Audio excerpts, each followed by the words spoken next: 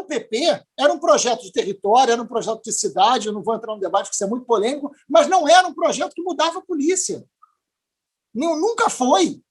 E esse foi o grande problema. E, naquele momento, a sociedade comprou, a sociedade queria um lugar mais seguro, mas não teve a coragem de fazer o que era mais importante, que era entrar dentro da polícia e mudar a polícia. Não fez. Colocava a mesma polícia para estar nos lugares onde ela não estava, e até estava, né? Vamos combinar. Então, assim, o caso da Marielle, que a gente amanhã completa 3 anos, né? Que é inaceitável, né? O caso da Marielle, ele não foi revelado em si, mas eu ainda acho que pode ser. E aí, só para terminar, eu sei que eu estou me alongando demais nessa resposta, peço perdão. Mas hoje eu acompanho essa investigação de muito perto, viu, Carlos? Eu tenho 3 anos que toda semana me reúno com a delegacia de polícia. Então, assim, hoje, a chance que a gente tem de descobrir quem mandou matar a Marielle está dentro do crime. É o crime que vai entregar, né, quem mandou matar a Marielle. Eu estou falando de algo que é muito complexo. O Lessa está preso porque o crime entregou o Lessa. É dessa relação de poder, é dessa complexidade. O caso da Marielle destampou o Rio de Janeiro, escritório do crime. O Rio de Janeiro consegue ter um grupo de matadores que se chama escritório do crime. Que todo mundo que conhecia a segurança pública sabia quem era. Sabe quantas vezes eles foram investigar no Rio de Janeiro? Nunca. E aí a repercussão do caso da Marielle é que gerou, e aí hoje, enfim, foram presos, mortos, estão fugitivos, mas é este nível de coisa. Se não repactuar a sociedade, se não tiver um projeto de poder capaz de enfrentar isso e capaz de dialogar com todos os setores, a gente precisa pegar os formadores de opinião e criar uma sensibilidade, um projeto que faça resolver o problema de quem está do outro lado e não tem a quem recorrer. Se isso não acontecer, não tem chance de nenhum projeto ser vitorioso. Eu queria retomar, fugir um pouco aí dessa linha, falando sobre segurança pública, e retomar uma distinção que você fez no começo da tua fala, sobre a nossa necessidade dupla, nosso, digamos, desafio duplo, de um lado derrotar o Bolsonaro, mas também de derrotar o bolsonarismo. Essa candidatura que veio do Lula, ela traz a possibilidade real de derrotar eleitoralmente o Bolsonaro, mas ela fortalece o bolsonarismo, porque o Lula, ele é o fantasma que alimenta o bolsonarismo. Então, é o advento de uma candidatura que tem um papel duplo, né? Ela ganha um lado, mas ela, digamos assim, ela posterga, né? Ela alimenta esse fantasma.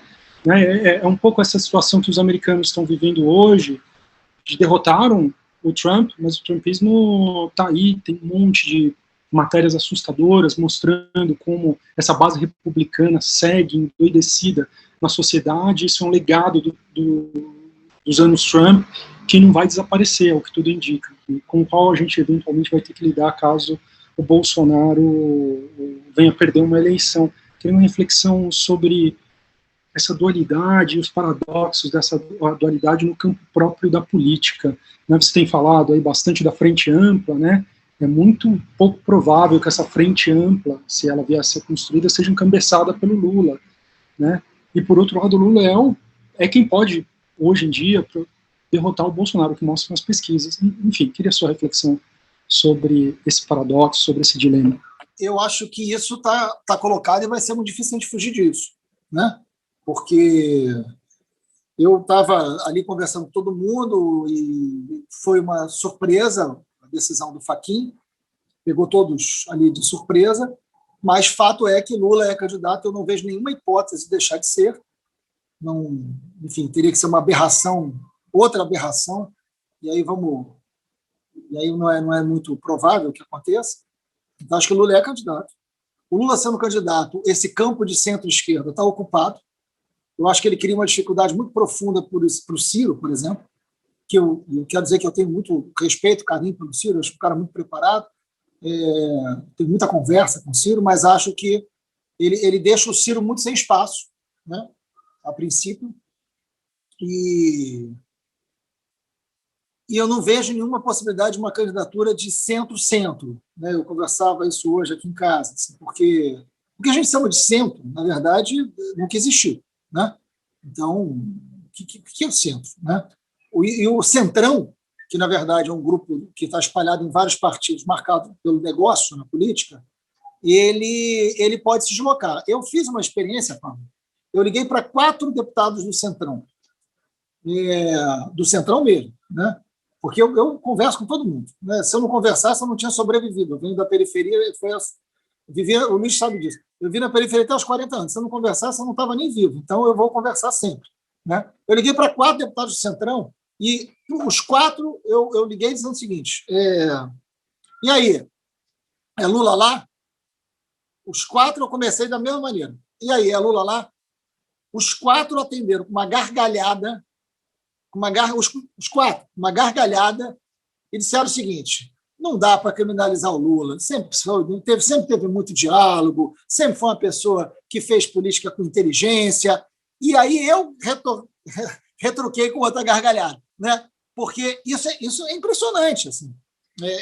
O 4 do Centrão, né? Então, assim, muita coisa vai acontecer. A gente tem que esperar decantar essa história. Está tudo muito recente ainda, Paulo. Agora, eu não vejo nenhuma possibilidade do Lula não exercer esse papel. Na fala do Lula, foi uma fala que eu considero uma fala muito boa. Né? Ontem, eu já perdi um pouco a dimensão. Ele fala em frente ampla. A minha grande questão, que eu estou debatendo com os setores progressistas, é que essa frente ampla não pode ser só uma frente eleitoral.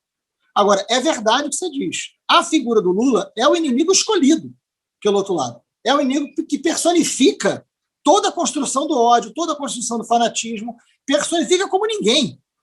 É fato isso. Nós não vamos ter como fugir desse fato. A impressão que dá hoje é que uma outra, a não ser que o Bolsonaro caia, por alguma razão que hoje não está visível, né? Hoje não está, a não ser que aconteça alguma coisa que hoje a gente não tem como prever, e que o Bolsonaro desmanche, né, mais do que se imagina, e possa surgir uma outra alternativa, fora isso, porque cá entre nós, se nós listássemos, me diz aí, que erros Bolsonaro pode cometer que ele vai acabar? Nós não teremos a capacidade de listar os erros que ele cometeu, né? E ele tem 30% de bom e ótimo.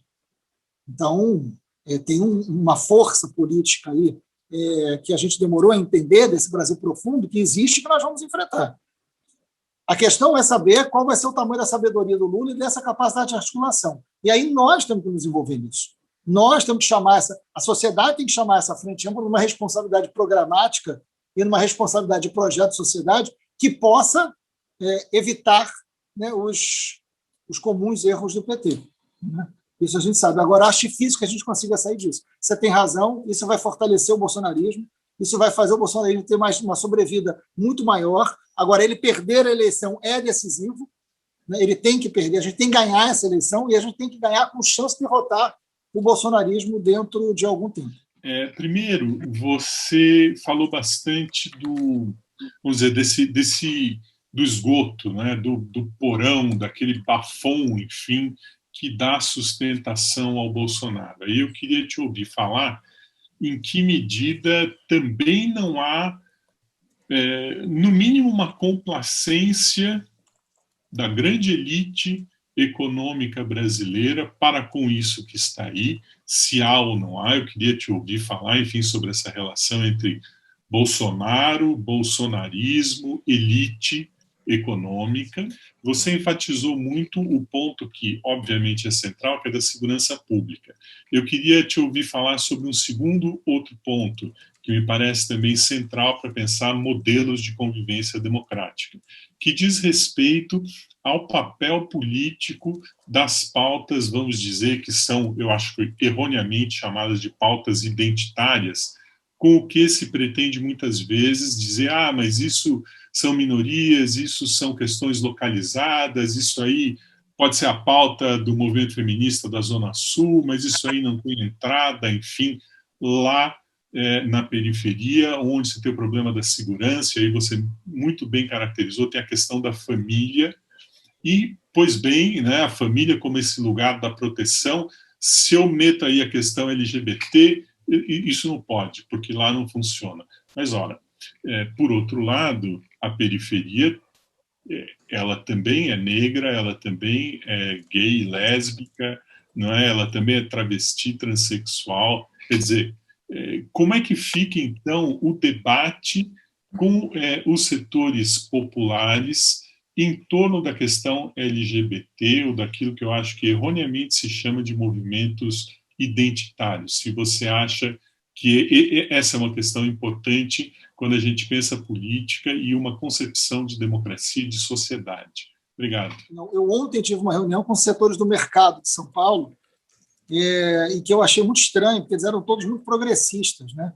Então, eu desconhecia muito essa realidade. E eram vários setores do mercado muito progressistas, né? E eu brinquei, eu falei, vocês são muito estranhos, né? Eu estou muito desconfiado dessa reunião. Mas porque... E foi maravilhosa, né? Enfim, infelizmente, não tinha ninguém do Rio, só tinha um do Rio de Janeiro. Mas eu falei, pelo amor de Deus, me digam que essas pessoas também existem no Rio, né? Para que a gente possa conversar. Porque tem um lado... Tem um setor do mercado, um setor que eu imagino seja hegemônico, que tem olho de vidro, né? Não chora. Então, se tiver que fazer acordo com o Bolsonaro para que os negócios aconteçam, vão fazer. E fizeram. O que eu acho muito curioso, porque se tem um setor que ganhou dinheiro e que teve prosperidade na era Lula, foi esse setor. Eu não sei por que dono de banco reclama de Lula. Sinceramente, isso é a maior ingratidão da história política recente. Ganharam dinheiro à torta direito? Como assim? Então, há um lado, na verdade, que é de um conservadorismo ideológico, político. O pragmatismo serviu para apoiar Bolsonaro, mas não serviu para ler o que esses negócios tiveram na era Lula. Ok, a gente sabe que teve problema na era Dilma, teve, enfim, mas não justifica. Não justifica. Então, há um setor grande do mercado hoje que está arrependido, a gente sabe disso, que está, né, preocupado, porque a instabilidade é gigantesca, né? Não dá para confiar. É um governo de fanáticos, não é um governo conservador só, é um governo de fanáticos. O governo conservador tem em vários lugares do mundo, aqui você tem um governo de fanáticos, né? Você tem um governo golpista, antidemocrático. Isso não é um governo conservador, isso é algo diferente. A gente precisa colocar o Bolsonaro no lugar correto. Então, a gente tem cobrado os setores financeiros o mínimo de responsabilidade também, né? Com isso. Com alguns a gente vai conseguir estabelecer diálogo, com outros não. Quem tem olho de vidro, tem olho de vidro. Não vai dar para estabelecer essa relação. Mas aí, ok. Aí que a gente derrote no processo político, né? E o seu segundo ponto, eu sou um deputado do PSOL, né? Onde essa pauta é uma pauta... Eu também não gosto da palavra identitária, porque eu acho que restringe demais. Em alguns momentos ela é tocada de forma muito restrita também, isso é verdade. Em alguns momentos ela é tocada de forma muito sectária. Eu sempre brinco dizendo que nas reuniões do PSOL eu sou branco e hétero, então já tem que entrar pedindo desculpas, né? Mas, brincadeira à parte, a gente evidentemente precisa fazer com que essas lutas que são decisivas, a gente precisa olhar para a história desse país, né? Você está falando de um país que tem a maior entrada, diz que é o maior comércio de escravos do mundo, né? Que no Brasil, de cada 100 pessoas que entravam no período colonial, 84 eram escravos. Você está falando de 12 milhões de negros roubados da África na porta do não-retorno, né? 10 milhões chegaram com vida, dos quais 5 vieram para o Brasil. Você não está falando, quando você está falando de racismo, você não está falando de uma coisa lateral, você não está falando de uma coisa secundária, você está falando de uma coisa estrutural, né? Você está falando de relações de poder essenciais. Não tem como entender a luta de classes se não for, na história do Brasil, com racismo no eixo do debate. Óbvio, né? Você tem uma sociedade patriarcal marcada que era a relação de poder. Então você não tem como achar que o feminismo é uma luta secundária ou lateral, né? É claro que não é. Por isso ela não é identitária. Ela é mais do que pertence àquela identidade. Ela é de um projeto de sociedade. E não à toa a extrema-direita ataca esses setores, ou constrói sobre esses setores um alvo central, claro, porque a tradição diz muito. A tradição é muito importante para esse projeto de poder autoritário, para esse projeto que dialoga com o Brasil profundo, para esta ordem. Vocês já perceberam quanto o Bolsonaro fala em ordem? Já perceberam o crime no Rio de Janeiro? Como o crime fala em ordem? Ninguém fala mais em ordem do que o crime no Rio. Porque qual é a ordem que está estabelecida? É a ordem de uma tirania. E a ordem ela é histórica. A ordem tem a sua hereditariedade.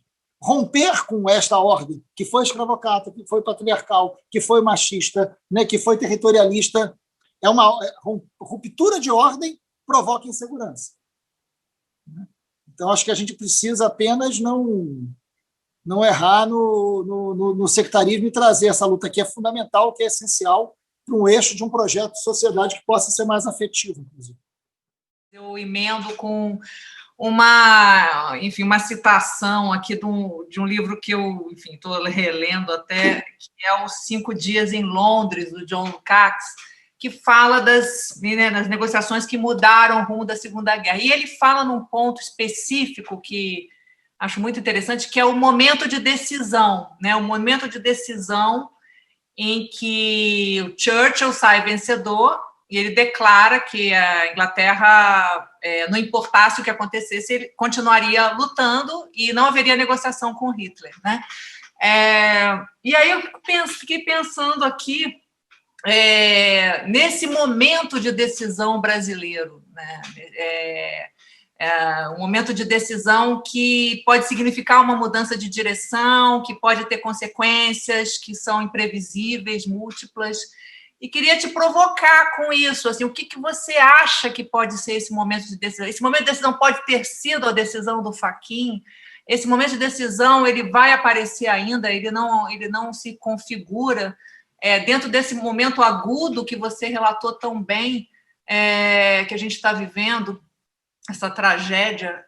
Qual será esse momento de decisão? Ou qual foi? Essa é uma grande dúvida que a gente tem hoje, né? Porque falta 1 ano e meio para a eleição. Esse 1 ano e meio, por um lado, é um tempo muito largo. Por outro, não. Né? Imaginar que em 1 ano e meio vai surgir uma liderança que a gente hoje não imagina, que vai ocupar esse espaço, eu acho que é um tempo curto para isso. Né? Agora, em 1 ano e meio, como será o impacto desta decisão do retorno? Porque não é o retorno de qualquer pessoa, né, gente? O retorno do Lula para o cenário político é algo muito profundo.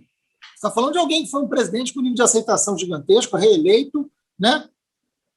Esta decisão do Fachin do Lula dentro da disputa foi manchete no mundo inteiro. É isso que a gente está dizendo. Tem um impacto que não é pequeno.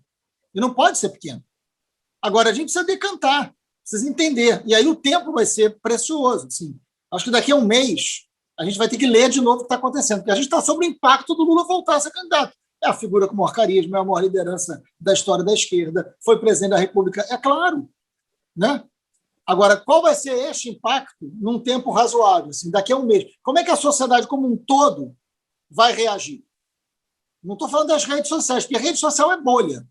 Né? O Hortelado sabe disso muito melhor do que eu. Rede social é bolha, leitura pela rede é uma coisa. Né?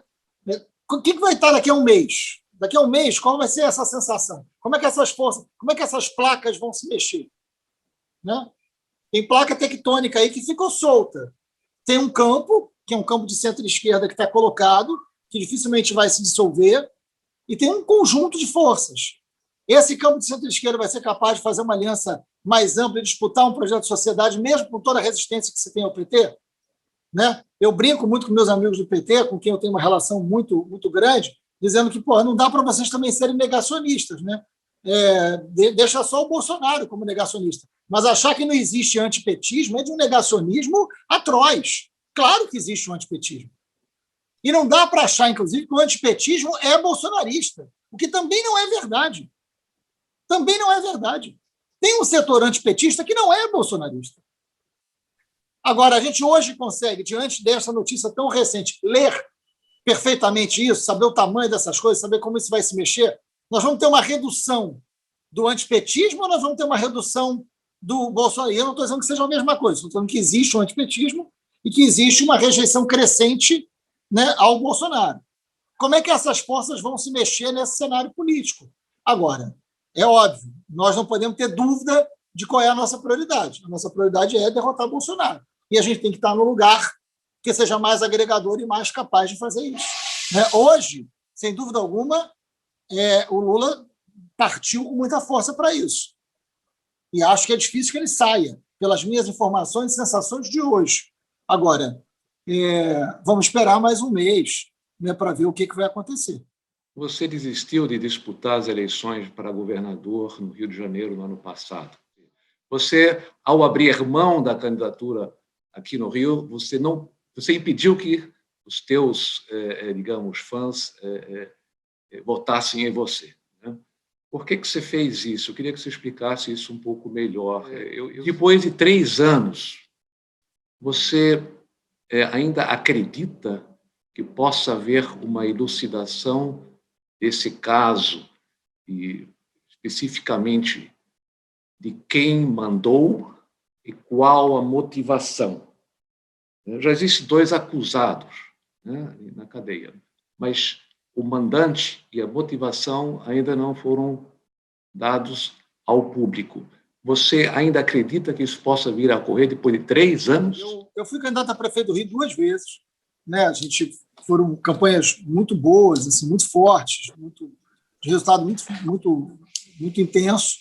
E esse era um momento muito decisivo, né? Quando eu fui para o segundo turno com o Crivella, a gente teve um segundo turno muito curto e o Crivella reuniu ali todas as lideranças evangélicas do Rio de Janeiro, que a gente conhece, e o bolsonarismo, né, em 2016. E foi devastador o efeito das fake news permanentes, né? E a gente, mesmo assim, a gente chegou a 42%, mas era difícil vencer.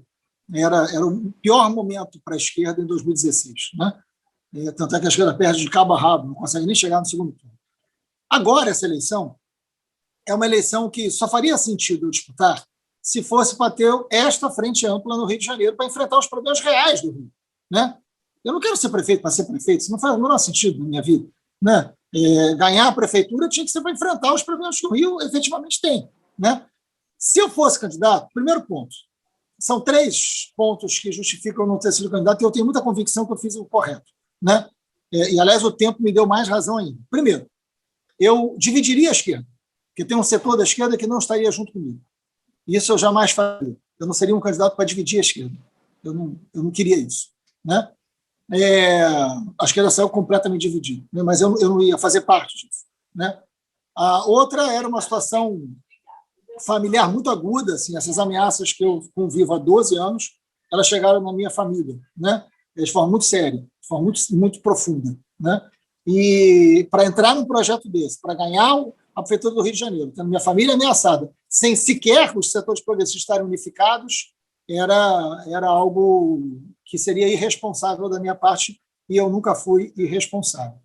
E a terceira razão, né? A terceira razão. O Eduardo Paes, quando acabou a eleição, o Eduardo Paes atuou prefeito do Rio, quando acabou a eleição, ele me ligou e falou: queria conversar com você, quero ir na sua casa, né? Eu falei: pois não. E ele veio aqui em casa, a gente tomou um café da manhã, e ele me disse o seguinte: queria te agradecer muito por você não ter sido candidato, isso foi fundamental para eu ganhar a eleição, e muito obrigado por você me apoiar no segundo turno contra o Crivella. Você foi o primeiro a fazer isso. Aí eu falei: Eduardo, você não tem que me agradecer, porque nenhuma das 2 coisas eu fiz por você, né?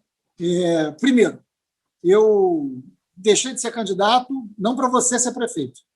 Eu deixei de ser candidato por N circunstâncias, e se eu fosse candidato e chegasse ao segundo turno contra você, você teria o apoio do Bolsonaro e do Malafaia para me derrotar. E você aceitaria. E hoje você seria um prefeito do Bolsonaro e do Malafaia. Então, eu não ter sido candidato foi pelo Rio de Janeiro, para que você hoje pudesse estar na minha casa conversando sobre a cidade, e não na casa do Flávio Bolsonaro.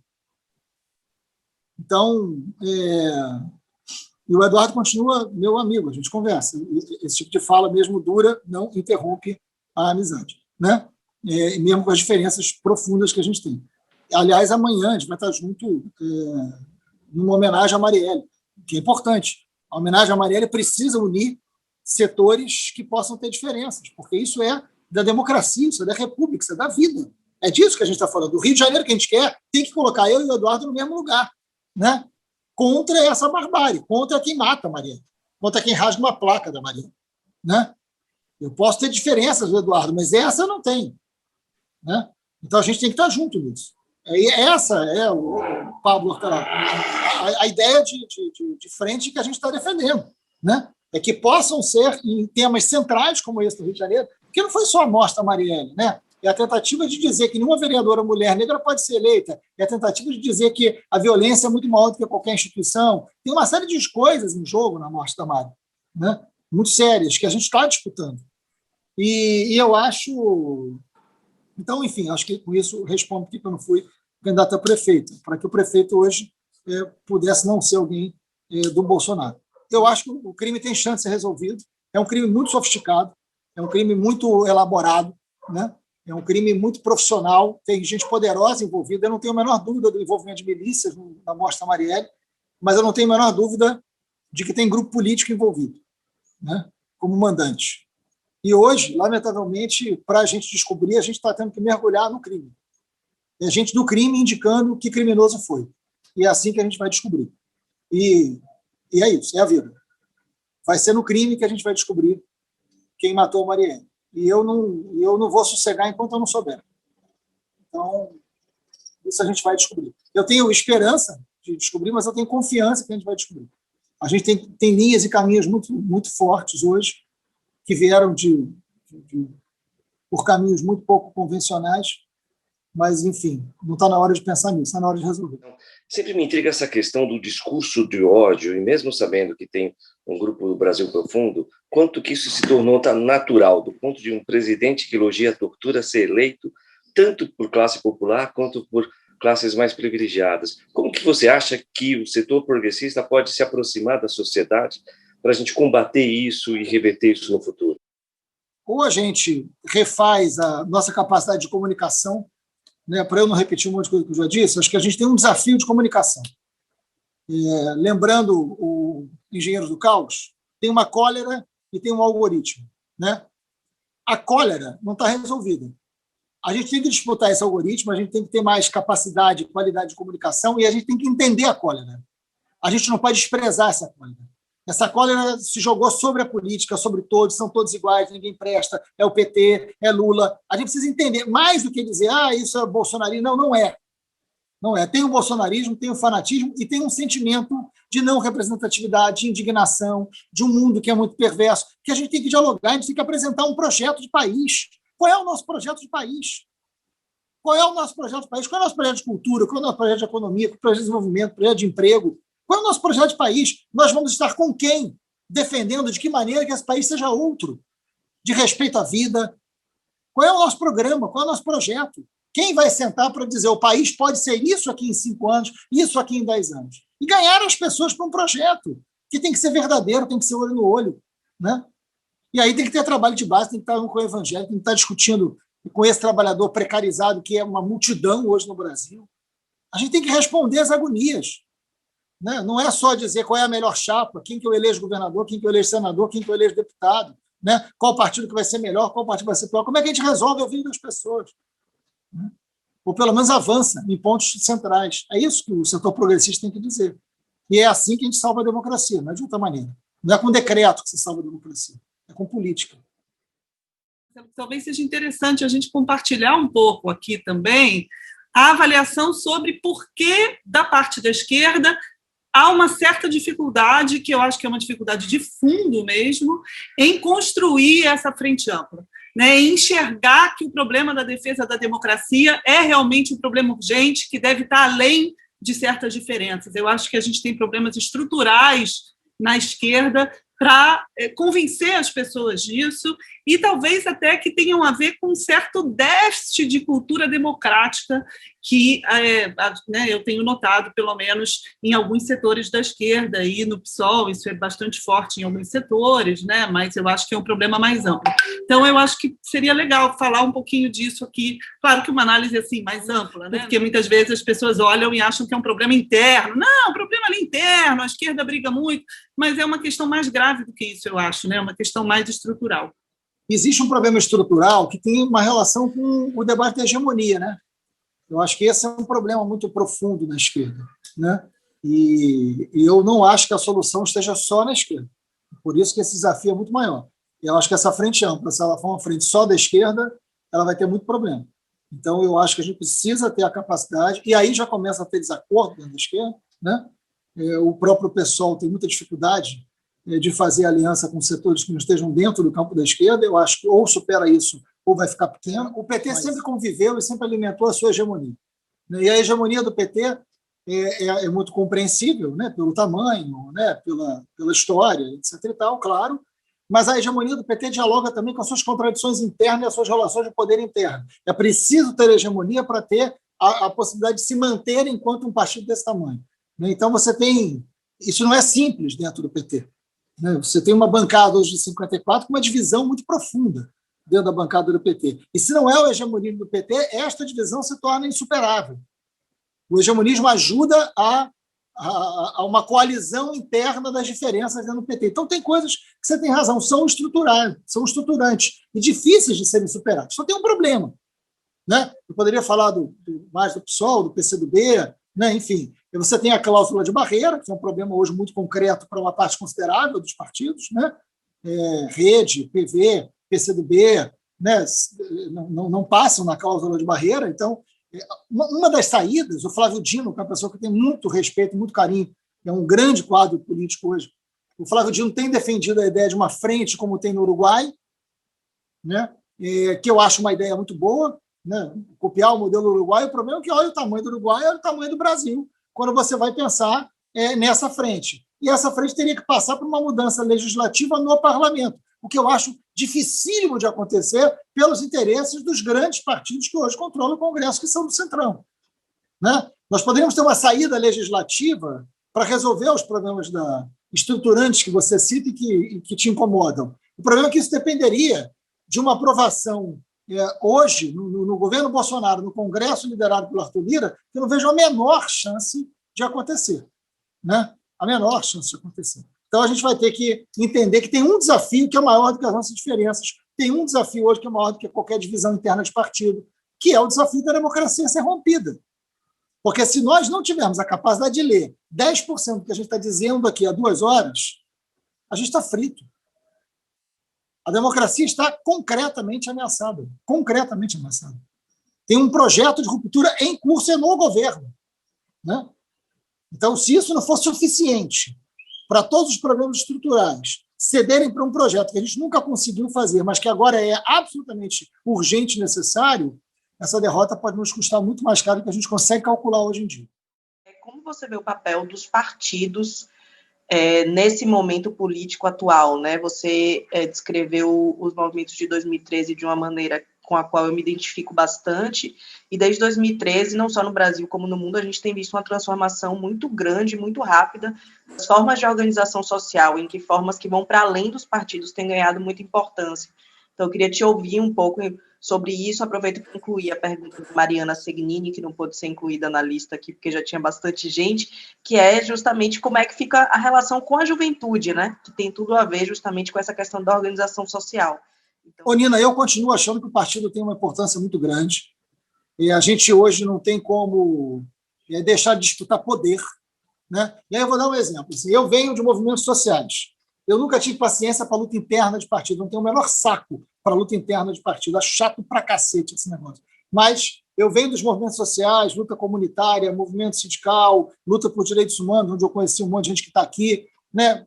Movimento social. Eu sou uma pessoa da militância do movimento social. Lá eu me criei e me formei. Né? Mas, por exemplo, se eu não fosse deputado estadual, jamais a gente teria enfrentado as milícias no Rio de Janeiro. Porque um movimento social, seja ele qual for, ele não vai enfrentar as milícias. Uma associação de moradores, um grupo cultural, um grupo de jovens da igreja não vai enfrentar a milícia. Não vai enfrentar a milícia porque não pode, porque serão extintos, serão mortos. Então você tem que estar no poder para derrubar poder. Você tem que estar no poder para mudar poder. Você não pode estar em outro lugar. Né? Então, ter mandato, ter partido, disputar poder é fundamental. Agora, este poder pode se isolar e se distanciar desses movimentos de onde nós viemos, desses movimentos sociais que dão vida, que trazem jovens. É muito mais fácil você trazer um jovem hoje para um debate de comunicação comunitária do que de uma reunião de partido. Até porque a reunião de partido é uma das coisas mais chatas que tem no planeta. Né? Mas, enfim, então é claro que a gente precisa de sedução. Na vida a gente precisa de sedução. Né? Se os jovens conseguem se agrupar hoje, né? Se os setores de mulheres, se os setores de negros, se os trabalhadores, enfim, conseguem se agrupar hoje em formas de fazer política que não sejam só os partidos têm que ter a capacidade de estarem conectados a estas formas de organização. Isso também faz parte da concepção de frente ampla que eu estou defendendo. A frente ampla não é só uma frente partidária. A frente ampla é uma frente de um projeto de sociedade. Então, eu quero estar com a juventude das periferias, que estão envolvidas em grupos de cultura e grupos de comunicação, discutindo poder, discutindo território. E não só dentro de partido. Eu não tenho que ter um jovem filiado a um partido para esse jovem ser fundamental num projeto de poder. Né? Enfim, eu tenho muita clareza disso. Não sei se em tudo quanto é partido isso está tão claro assim, porque, óbvio, todo mundo sai tentando filiar para tentar ter mais gente, mas eu acho que a gente precisa... Seria muito bom que os partidos que já são grandes entendessem a grandeza de movimentos que não cabem dentro do partido e podem ser fortes aliados a esse partido. Primeiro, Marcelo, você, não sei se você lembra, logo depois da eleição presidencial, estávamos todos na casa do Luiz Eduardo, aliás, estava Boulos, todo mundo fazendo o que aconteceu, não aconteceu, e um garoto de uns 17 anos, um garoto evangélico da periferia de uns 17 anos, acho que perguntou para o Boulos, não, eu votei para você, apesar de evangélico, você ficou falando mal de nós evangélicos, e você falou muito na campanha de direitos humanos. E, Boulos, para mim, direitos humanos é que nem caviar. Todo mundo fala que é muito bom, mas eu nunca experimentei. E você tem como premissa que a população também vai se juntar pela democracia, e você mesmo falou que muitos nem experimentaram essa democracia que a gente, né, idealiza e fala. Você acha que é a melhor bandeira para juntar todo mundo? É esse logo democracia? Eu tenho trabalhado muito com a Amazônia e moro no Rio de Janeiro hoje em dia, e tudo que você fala sobre o Rio de Janeiro está acontecendo na Amazônia. A Amazônia legal, são 9 estados, dos 9 estados, o Bolsonaro ganhou com mais de 70% em 5 deles, na eleição federal, na eleição municipal agora, foi incrível ver o quanto o Bolsonaro ganhou com o que o Fabiano do IESP tem chamado de direita periférica. A milicialização na Amazônia está dada, você vê ribeirinhos trabalhando para o tráfico. Então, a minha pergunta para você, até que ponto o que você entende sobre milícia, isso também é um diálogo nacional, e esse diálogo nacional, principalmente naquela região da Amazônia, porque lá talvez esteja menos dominado, e a gente ainda tem alguma chance de reverter muitos votos lá do que o arrigado aqui do Rio de Janeiro. Então, eu queria muito te ouvir sobre esse diálogo mais nacional. A gente falou aqui, Marcelo, majoritariamente, da bancada evangélica, da bancada da bala, mas a gente não falou de uma terceira bancada extremamente importante, eu acho, que é a bancada rural. E isso não é um detalhe. O Brasil ele é um dos países mais urbanos do mundo, não é da América Latina, do mundo. 86% da população do Brasil está em cidades. Logo, o problema ele está centralizado nas cidades. E ele é um problema, mais do que tudo, um problema de emprego, de qualidade de emprego, de oportunidades de emprego. Porém, o pessoal da área rural ganhou a narrativa, ganhou a guerra da comunicação, e o Brasil se vê como um país rural, se vê como um país que vai ser salvo pelo setor agrícola, pelo setor de agronegócios, que é seguramente muito importante, vai seguir sendo muito importante, mas ele não vai resolver o problema das cidades, não vai resolver o problema de 86% da população. Me parece muito difícil a gente olhar para o futuro com esperança, em busca de soluções, que não passe pelo tema da geração de emprego, da geração de oportunidades, da geração de autonomia e de independência para as pessoas. O que fazer, como conciliar o tema da democracia, mas também com o tema da liberdade das pessoas poderem decidir o seu destino, e isso passa necessariamente pela questão do emprego. Eu não acho que a democracia seja a palavra eixo para fora, não. Estou falando aqui para a gente, né? Enfim, entre nós, sem dúvida. Para mim, a palavra democracia ela é muito semelhante à ideia de direitos humanos. Né? Ela tem uma ineficácia para um determinado setor que não agrega nada. Agora, é claro, para a gente, em determinados veículos ou espaços, é disso que a gente está falando, né? Mas a gente tem que traduzir. Eu não sei se existe uma palavra que consiga cumprir esse papel, talvez não, né? Mas a gente precisa ter essa frente, essa capacidade de aliança, em cima de um projeto, né? Em cima de um projeto que, evidentemente, esteja na possibilidade das vidas serem melhores, das vidas terem mais condições, que aí junta com a pergunta do Jorge. A gente está falando de democracia, a gente está falando de um processo político que ele precisa ser transformado na sua raiz, porque você não tem hoje, para boa parte dessa população vítima de um Estado violento, qualquer significado do processo político. E o processo político precisa importar para as pessoas. Então, é uma virada de jogo muito decisiva, né? Agora, eu acho que... Eu fico muito triste sempre quando eu trabalho com direitos humanos dentro do cárcere há 30 anos. Eu trabalho em todas as favelas. Quando eu vejo direitos humanos nesse lugar, dá uma tristeza muito profunda, né? Claro, mas essa é uma disputa também de narrativa, essa é uma disputa também que a gente sabe que não era assim há algum tempo atrás. Isso piorou muito recentemente. A ascensão da extrema-direita traz uma derrota para a gente nos veículos, nas formas de comunicação muito contundentes. Então, a gente precisa também sofisticar isso. A gente precisa também disputar esse lugar da comunicação. Qualquer projeto de poder hoje que a gente venha se envolver, se não for capaz de disputar a comunicação, a gente não ganha o poder de fato. A gente não ganha o poder de fato. Né? O próprio caso da Marielle, que a gente estava falando, na noite em que ela foi assassinada, começava a circular fake news sobre ela. Ou seja, você mata a pessoa e você continua matando aquela pessoa, porque você precisa desmontar e matar a sua imagem, o seu símbolo. É disso que a gente está falando. Então, é muito profunda essa crise da democracia. Eu tenho informações muito concretas de milícias espalhadas por vários lugares do Brasil, e é óbvio, né? Por que seria só no Rio de Janeiro? Tudo bem que o Rio é pioneiro e muita coisa ruim, mas por que seria só do Rio de Janeiro? É uma forma de ganhar dinheiro, é uma forma de ter poder, é uma forma de estar dentro do Estado. Por que isso ia acontecer só no Rio de Janeiro? E é uma questão de tempo para isso se espalhar. E não é à toa que o Bolsonaro não ganha uma eleição para governador do Rio, ganha uma eleição para presidente da República, né? Porque, de alguma maneira, isso começa a se espalhar pelo Brasil inteiro. A bolsonarização da polícia, dos territórios, das elites econômicas locais é um grande projeto do Bolsonaro. É um projeto de poder e um projeto de sociedade do Bolsonaro. Então, a campanha presidencial precisa trazer esse tema para o eixo do debate central. Colocar Bolsonaro do lado do crime, né? Colocar Bolsonaro do lado da violência. Isso é possível fazer. A gente tem condições de fazer isso. Deixar claro, né, o quanto há de violento, o quanto há de criminoso, o quanto há de ameaçador, né, nesse projeto de sociedade que o Bolsonaro traz. Em todos os estados, em todos os lugares. A gente precisa documentar isso.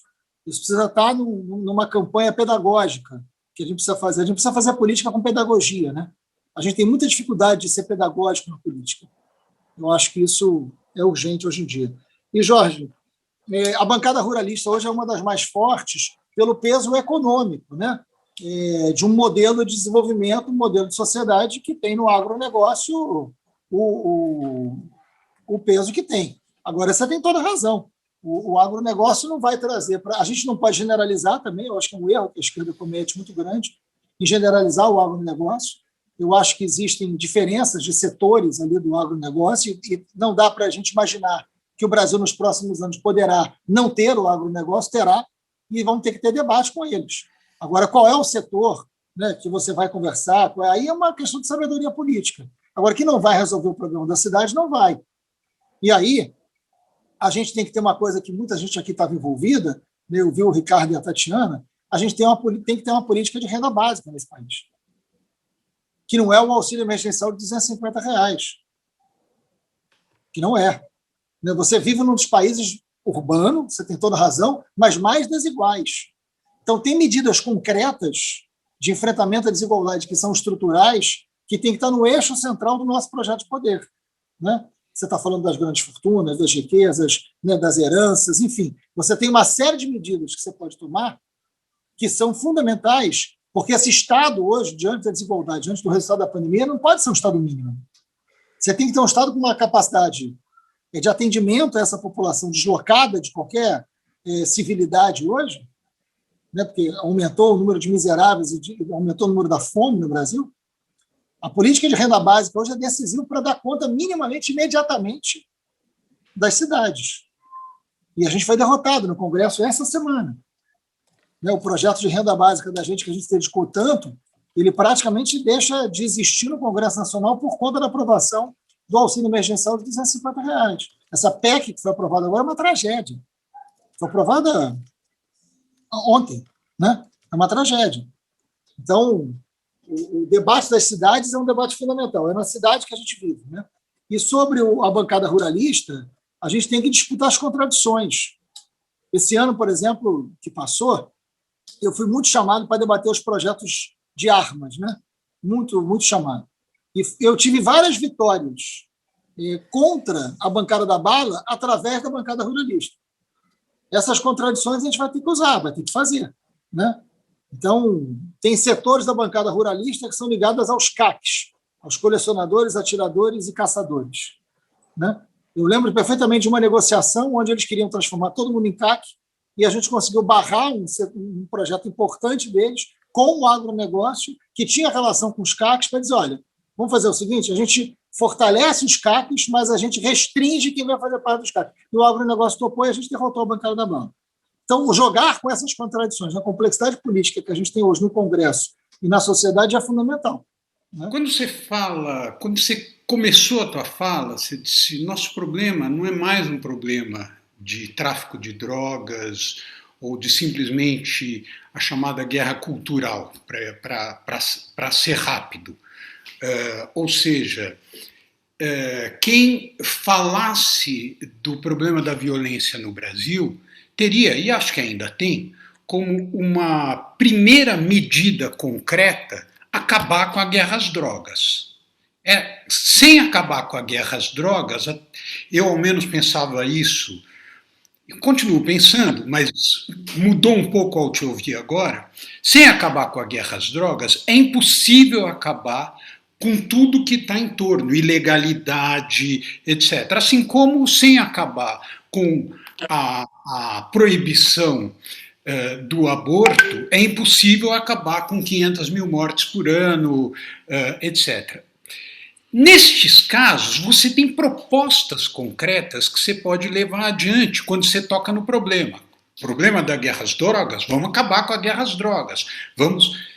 No caso das milícias, a proposta que você está nos trazendo é uma proposta de articulação política para fazer o quê, exatamente?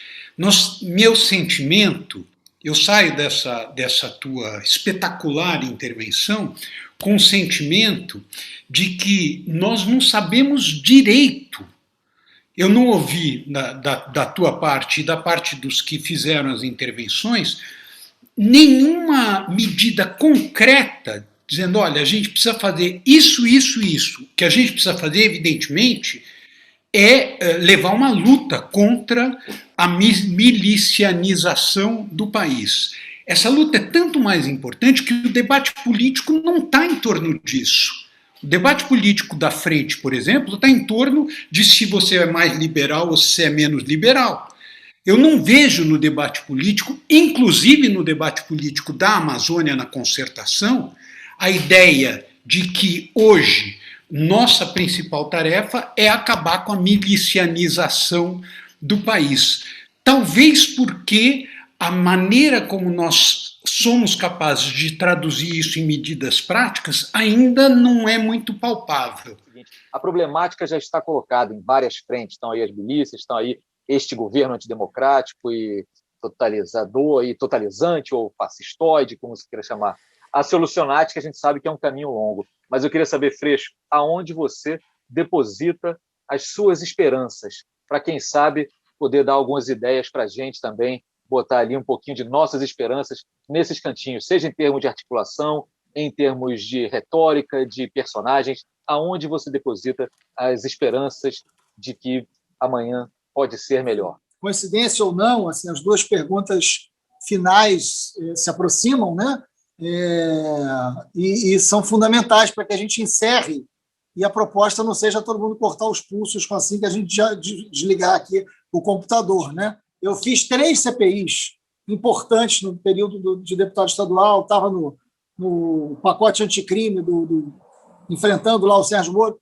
Eu sempre tive uma preocupação muito grande, Marcelo e Ricardo, de ter proposta concreta para as coisas, né? Eu acho que o livro do Luiz Eduardo Soares, Desmilitarizar, eu queria aqui ter a ousadia, Luiz, de dizer que uma parte da solução está ali.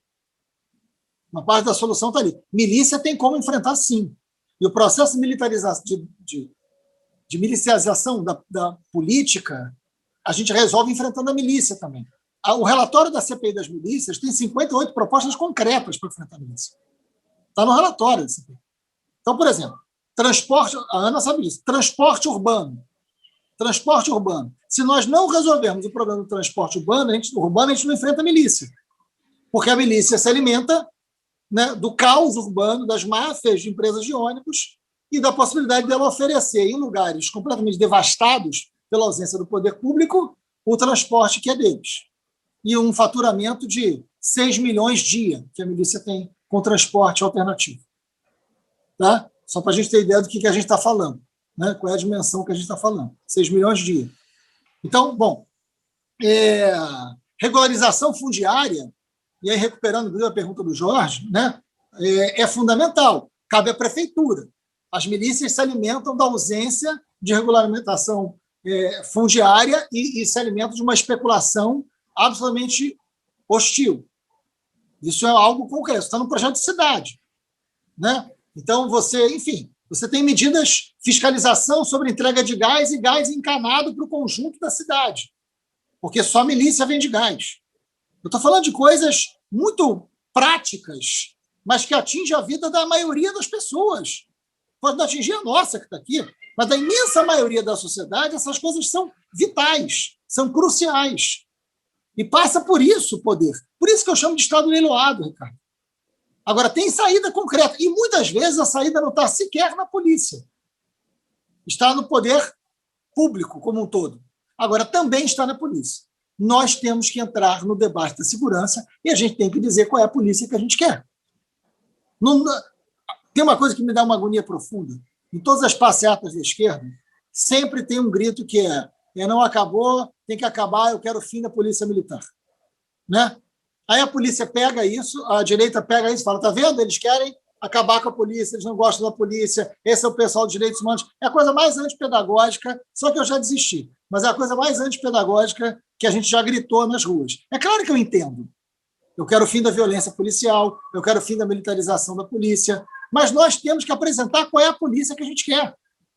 Qual é o modelo de polícia que a gente quer? O Luiz foi muito à frente de todos nós nisso. Né? Mas qual é o modelo de polícia que a gente quer? Passa por... Aí, Marcelo, te respondendo objetivamente, a gente tem que ganhar governo. A gente tem que ter projeto de poder. E a gente, para ganhar governo, tem que fazer uma frente ampla de verdade, concreta. No Rio de Janeiro, na próxima eleição de governo do Estado, que vai estar muito atrelada à eleição presidencial, a gente tem que derrotar Bolsonaro em Brasília e tem que derrotar Bolsonaro no Rio.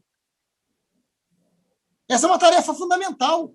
Essa é a esperança e que tem que se transformar numa ação concreta. O que eu mais estou fazendo, eu nunca conversei tanto na minha vida, eu nunca participei de tanta coisa, eu estou me articulando demais para que a gente possa ter uma frente ampla para disputar o governo do Rio de Janeiro. Né? Para que a gente enfrente esse problema na sua raiz. Eu quero derrotar Bolsonaro em Brasília, eu estarei nessa frente ampla onde ela for mais eficaz para derrotar Bolsonaro. Isso não é tarefa simples. Isso, se a gente não conseguir, a gente pode acabar com a vida da gente. Mas tem momentos da história que ela te permite defender ou definir quem você é, e não só onde você quer estar. Né? Eu acho que a gente está chegando no momento da história que a história está permitindo que a gente defina quem a gente é. Né? E quem a gente é, nesse momento, a gente não pode ter dúvida. Então, acho que eu sou do Rio, né? Assim, então, eu quero, evidentemente, junto com forças que não são convencionais estarem juntas, ganhar o Rio de Janeiro para derrotar o Bolsonaro na sua raiz, de onde isso nunca devia ter saído. Eu sempre fui muito vinculado às lutas profundas aqui do Rio, né? Mas eu tenho, enfim, um desejo muito grande de enfrentar as lutas nacionais todas, agora a gente é um só, né? Então, às vezes, não consegue dar conta, né? É difícil. Mas, nesse momento, como eu acho que o Bolsonaro virou presidente, lamentavelmente, e isso nasce aqui no Rio, eu acho que a gente tem que resolver esse problema aqui no Rio, né? Tem que ganhar o governo do Rio, derrotar ele na sua raiz, para não deixar isso brotar novamente. Eu acho que a gente tem que articular com os organismos internacionais. Eu sempre fiz muito isso na minha vida, sempre trabalhei com os relatores especiais da ONU para todas as denúncias de violações de direitos humanos, sempre trabalhei com os relatores, já fui, através da anistia, em vários momentos fora do Brasil, fazer denúncias de violações, e a gente está num momento muito grave que a gente tem que fazer os mecanismos internacionais acompanharem a realidade brasileira, né? Porque está todo mundo achando muito bizarro o que está acontecendo. O Brasil é um